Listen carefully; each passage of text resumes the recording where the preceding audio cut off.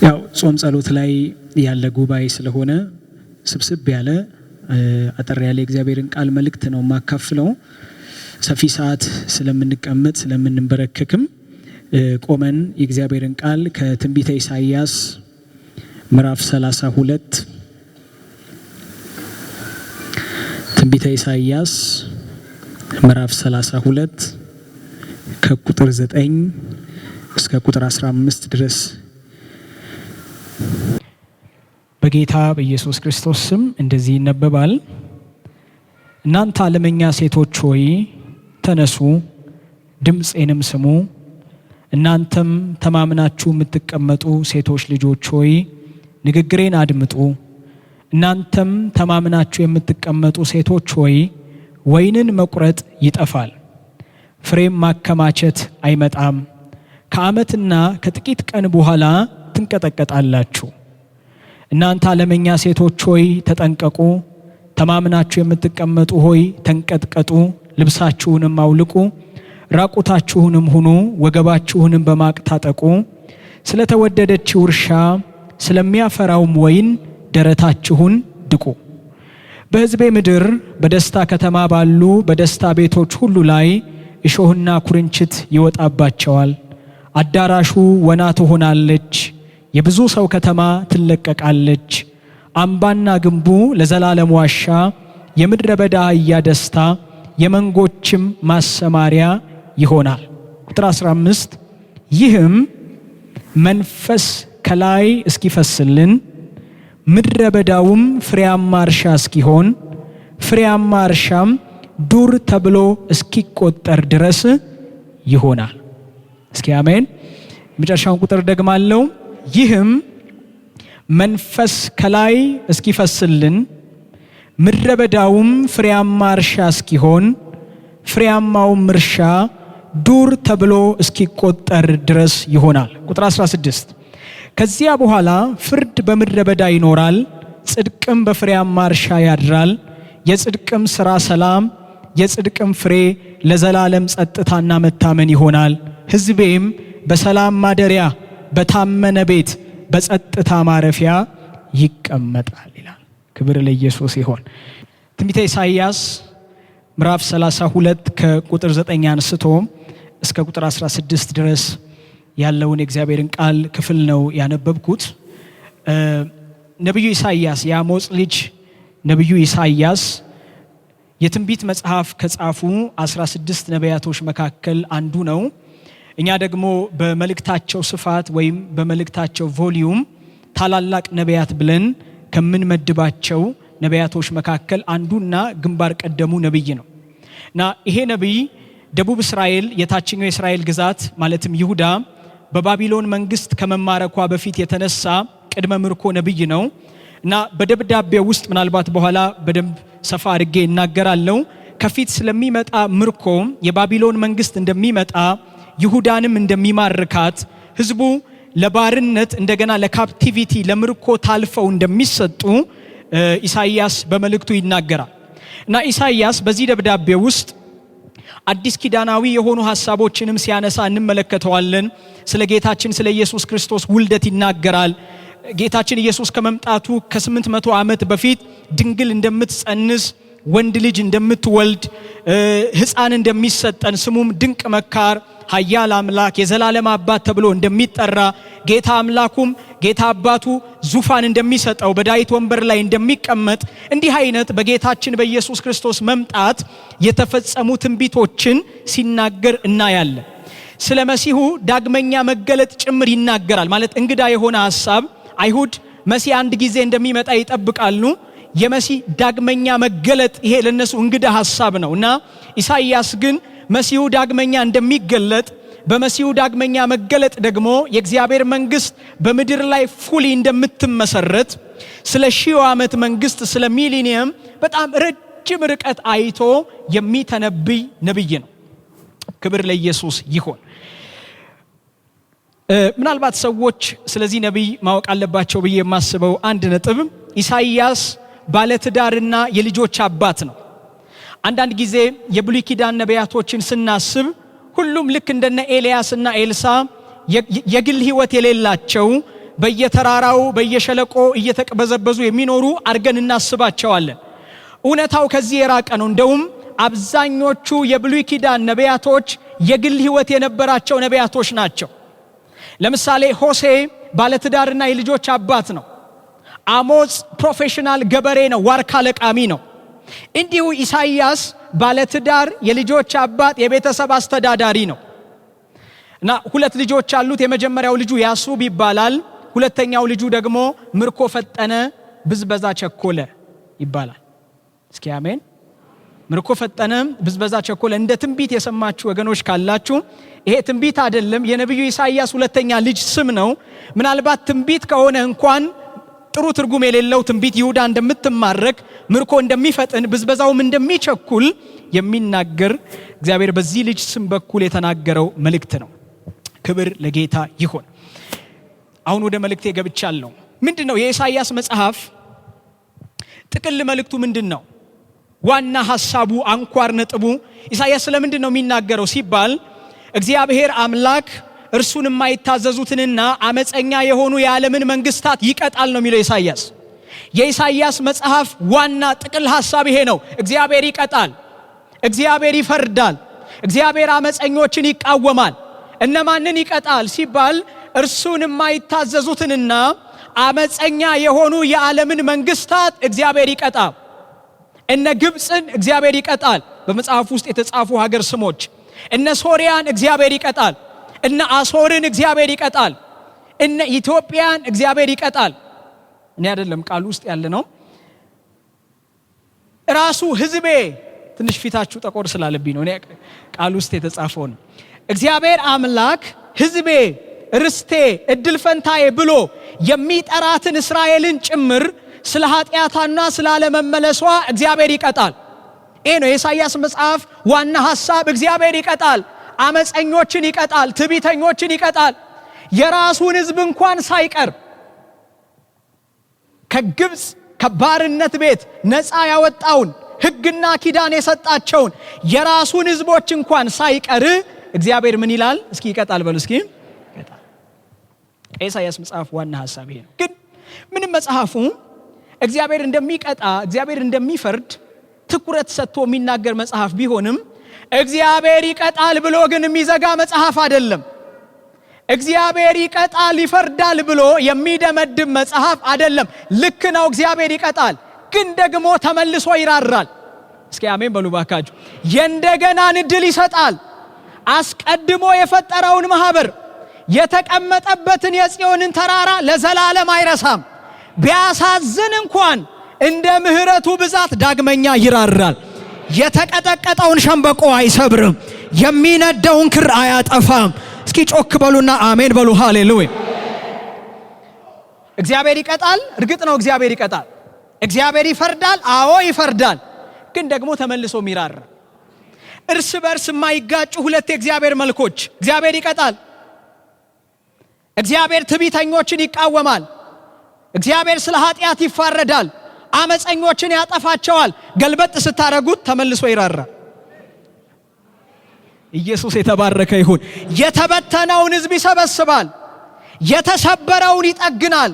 የወደቀውን ያነሳል።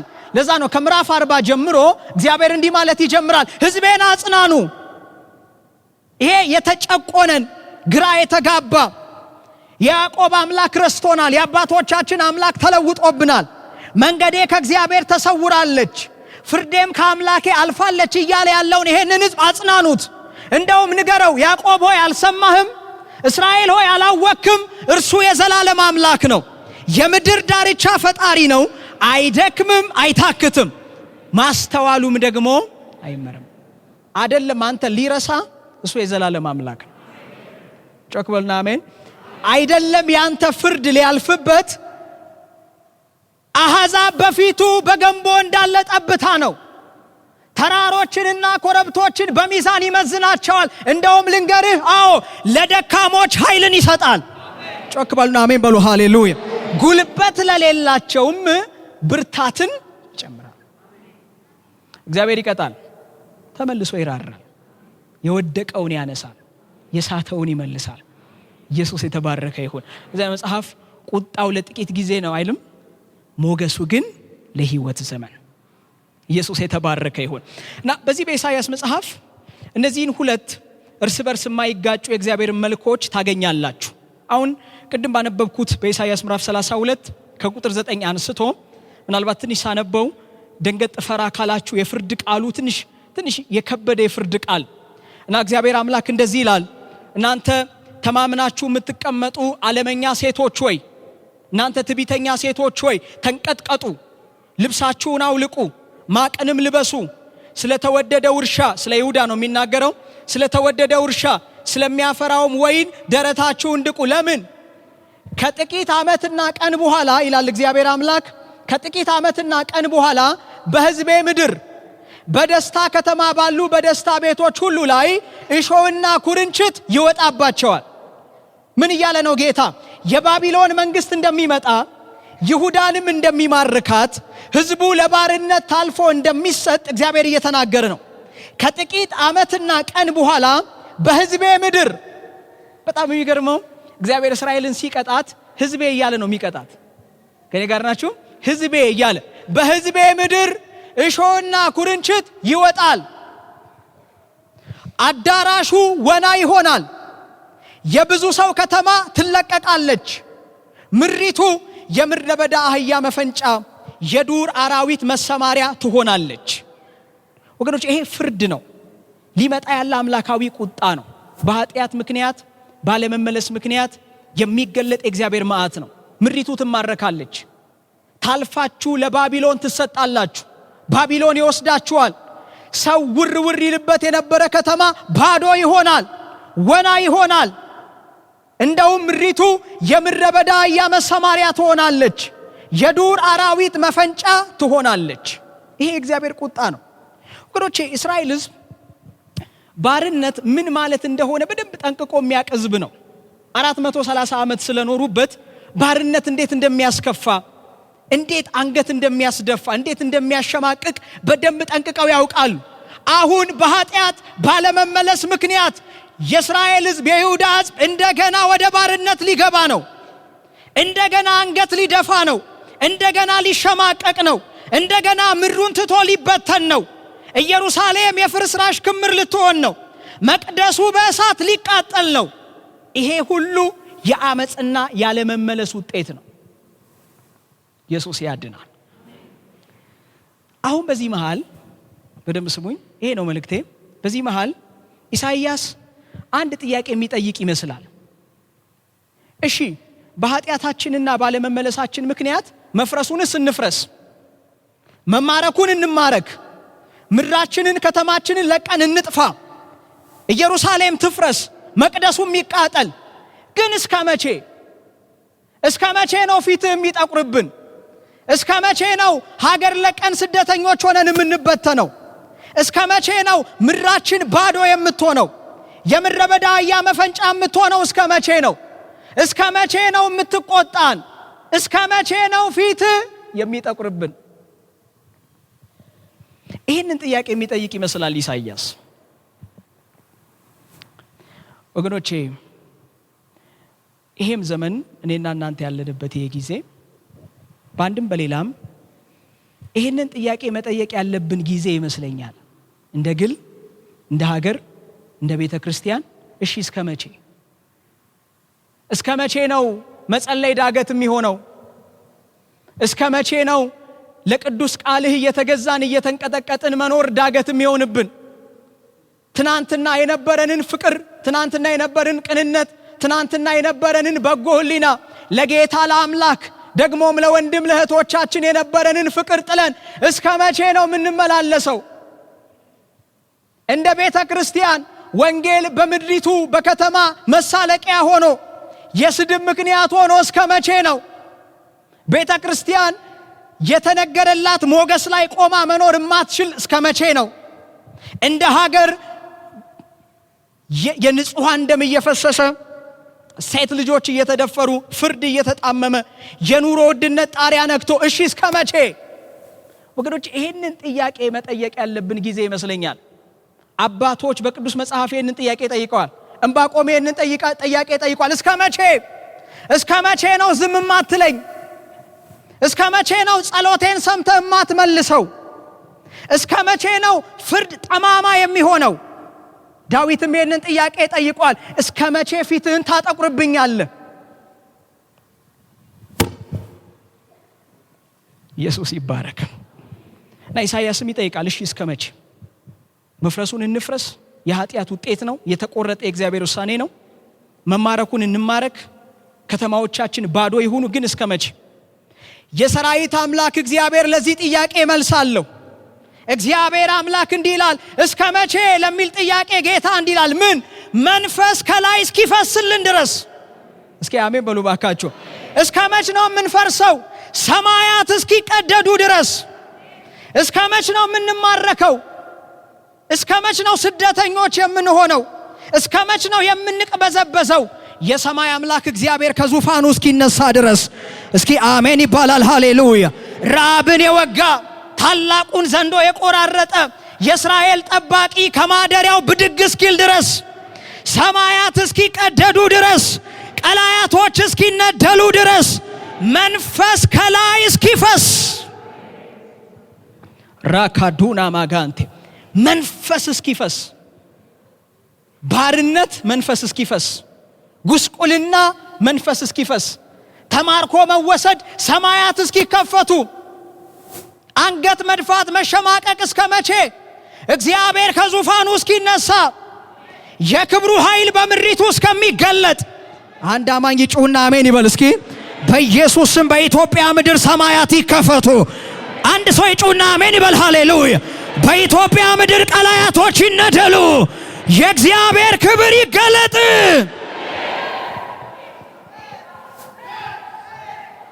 አትጠብቁ ሌላ ስፍራ።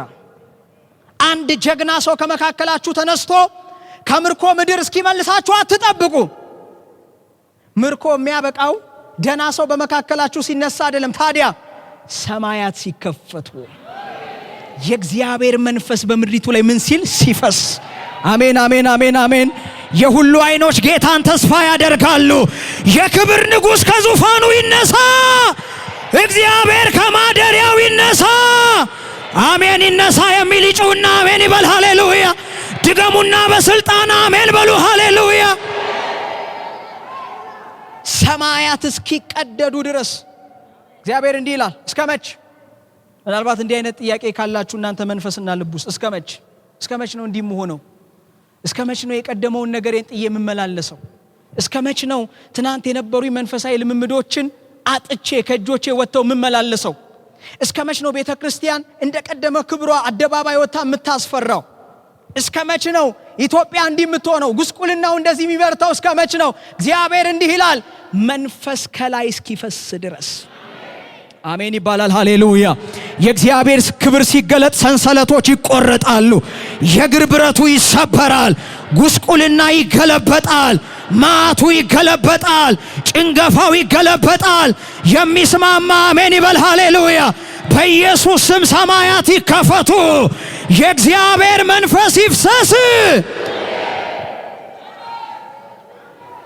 መንፈስ ከላይ እስኪፈስልን ድረስ። እሺ መንፈስ ከላይ ሲፈስ ምን ይሆናል? ኢሳይያስ በጣም ግልጽ አማርኛ ተጠቅሞ ያስቀምጠዋል። መንፈስ ከላይ ሲፈስ ምድረ በዳው ፍሬያማ እርሻ ይሆናል ይላል ኢሳይያስ። መንፈስ ከላይ ሲፈስ፣ እግዚአብሔር ከዙፋኑ ሲነሳ፣ ሰማያት ሲቀደዱ፣ የክብር አምላክ ከማደሪያው ብድግ ሲል፣ ርስቱንና ሕዝቡን ለመጎብኘት ዝቅ ሲል ጌታ ከሰማይ አንድ ነገር ይሆናል። ምን? ምድረ በዳው ፍሬያማ እርሻ ይሆናል። አይለማም የተባለ ስፍራ፣ ተስፋ የለውም የተባለ ስፍራ፣ ጭር ያለ ስፍራ፣ ንፋስና አሸዋ የሞላበት ስፍራ እግዚአብሔር ሰማያቱን ሲከፍት እርሻ ይሆናል፣ የለመለመ ይሆናል፣ የሚያፈራ ይሆናል፣ ተስፋ ያለበት ይሆናል። አሜን ይባላል። ሃሌሉያ። እና በአንድም በሌላም እንዲህ አይነት የህይወት ምድረ በዳ ውስጥ ያለን ሰዎች ድርቅ ጭር ባለበት ስፍራ ምንኖር እንደ ሀገርም እንደ ቤተ ክርስቲያን መንፈስ ከላይ ሲፈስ ተስፋ የለውም የተባለው ነገር ተስፋ ይኖረዋል። ፍሬያማ እርሻ ሆኖ ይቀየራል። እዚህ ጋር ብቻ አያበቃም።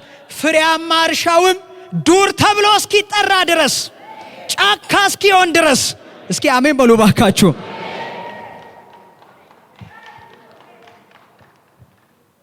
መንፈስ ከላይ ሲፈስ ምን ይሆናል? መንፈስ ከላይ ሲፈስ ምድረ በዳው ፍሬያማ እርሻ። ቀኝ ግራ ዞር ዞር በሉና አጠገባችሁ ያለው ሰው መንፈስ ከላይ ሲፈስ በሉት እስኪ። ምድረ በዳው በሉት እስኪ።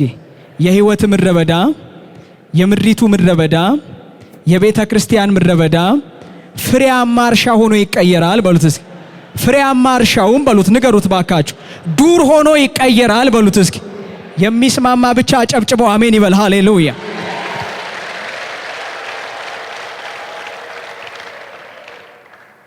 ጥቅጥቅ ይላል።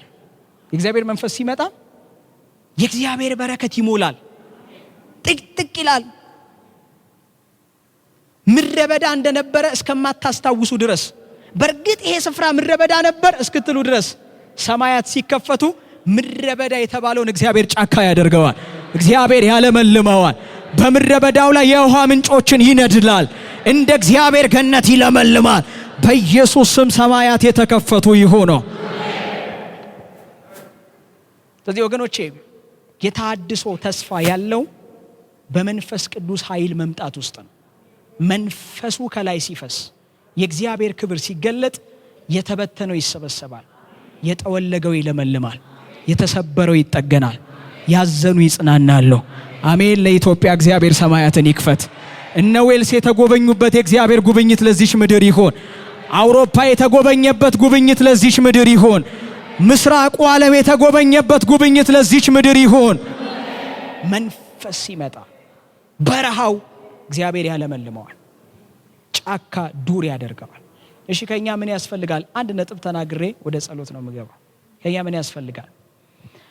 እንዲሁ ጌታችን ኢየሱስ ክርስቶስ በምድር ላይ 3 ዓመት ተኩል አገልግሎ ወደ አባቱ ሊሄድ ሲል አንድ የነገራቸው ነገር ይሄ ነው።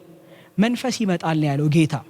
መንፈስ በላያችሁ ይፈሳል፣ ኃይልን ትቀበላላችሁ፣ በኢየሩሳሌም በይሁዳ በሰማሪያ ምስክር ትሆናላችሁ። ስለዚህ ከኔ የሰማችሁትን ደግሞ አብ የሰጠውን የተስፋ ቃል ጠብቁ። ከኢየሩሳሌም ምን በሉ? አትውጡ፣ ቁጭ በሉ፣ ተረጋጉ፣ ከኢየሩሳሌም አትውጡ።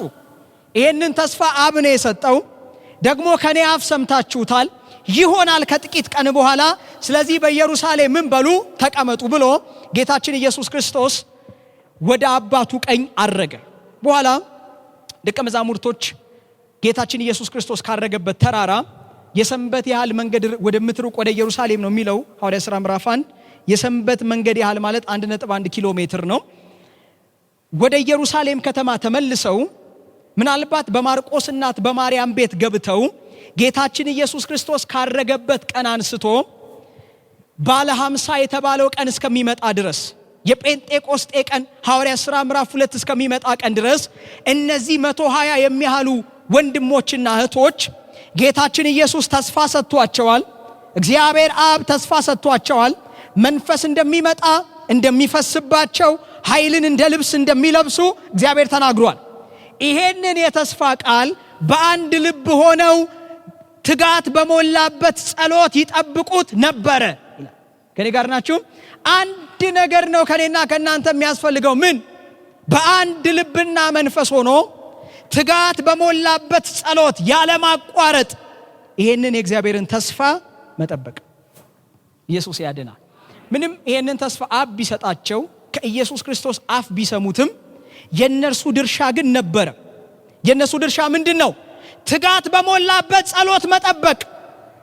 በአንድ ልብ በአንድ መንፈስ ሆኖ አይኖቻቸውን ወደ ላይ ቀና አድርገው ይሄንን የተስፋ ቃል ምን ማለት እስኪ መጠበቅ በሉ እስኪ መጠበቅ። አሁን ብዙዎቻችን አንድ አዳራሽ ውስጥ ነን እንጂ አንድ ልብ ላይ አይደለን። በአንድ ልብ በአንድ መንፈስ ሆነን ደግሞ በማያቋርጥ ትጋት በሞላበት ጸሎት ይሄንን ተስፋ እንድንጠብቅ እግዚአብሔር ይርዳን። አሜን። ቤተክርስቲያን ያወጀችው ጾም ጸሎት በዚህ ሳምንት ያልቃል። ይሄ ግን ረሃብና ናፍቆት የሁል ጊዜ እንዲሆን ሁል ጊዜ በአምላካችን ፊት እንድንጮ መሰዊያችንን እንድናድስ እግዚአብሔር አምላክ ጸጋ ያብዛልን። መንፈስ ከላይ ሲፈስ ታሪክ ይቀየራል። አሜን። ተሐድሶ ይሆናል። አሜን። ፍርስራሹ እንደገና ይሰራል። ምድረ በዳው ፍሬያማ እርሻ ይሆናል። ፍሬያማው እርሻ ደግሞ ዱር ጫካ ሆኖ ይቀየራል። መልእክቴ ደርሷችኋል? እስኪ ለጌታ ክብር ስጡ። እግዚአብሔር ይባረክ። ክብር ለኢየሱስ ይሁን። እጆቻችሁን ከፍ አድርጉና እንጸልያለን።